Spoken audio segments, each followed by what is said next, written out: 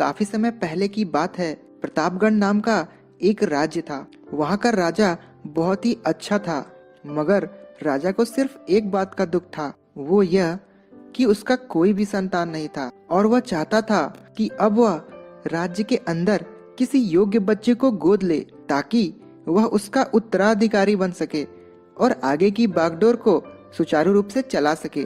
और इसी को देखते हुए राजा ने राज्य में घोषणा करवा दी कि सभी बच्चे राजमहल में एकत्रित हो जाए।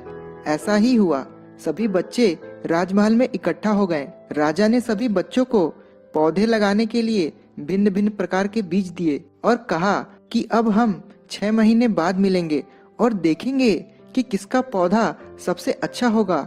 महीना बीत जाने के बाद भी एक बच्चा ऐसा था जिसके गमले में वह बीज अभी तक नहीं फूटा था, लेकिन वह रोज उसकी देखभाल करता था और रोज पौधे को पानी देता था।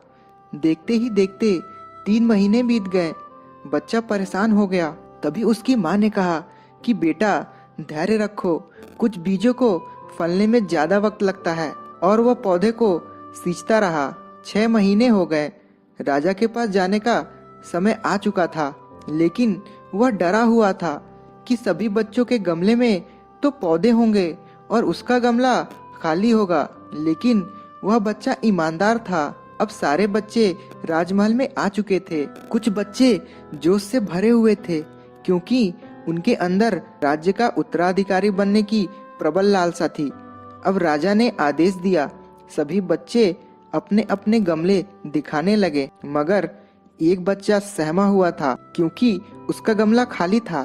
तभी राजा की नजर उस गमले पर गई। उसने पूछा, तुम्हारा गमला तो खाली है। तो उसने कहा, लेकिन मैंने इस गमले की 6 महीने तक देखभाल की है। राजा उसकी ईमानदारी से खुश था कि उसका गमला खाली है, फिर भी वह हिम्मत करके यहाँ आ तो गया। सभी बच्चों के गमले देखने के बाद राजा ने उस बच्चे को सभी के सामने बुलाया। बच्चा सहम गया और राजा ने वह गमला सभी को दिखाया। सभी बच्चे जोर से हंसने लगे। तो राजा ने कहा, शांत हो जाइए, इतने खुश मत होइए। आप सभी के पास जो पौधे हैं वे सब बंजर हैं। आप चाहे कितनी भी मेहनत कर लें, उनसे कुछ नहीं निकलेगा।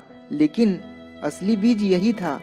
राजा उसकी ईमानदारी से बेहद खुश था और उस बच्चे को राज्य का उत्तराधिकारी बना दिया गया। तो दोस्तों, इस कहानी से हमें यह सीख मिलती है कि अपने अंदर ईमानदारी का होना बहुत जरूरी है। अगर हम खुद के साथ ईमानदार हैं तो जीवन में किसी न किसी पड़ाव में सफल हो ही जाएंगे।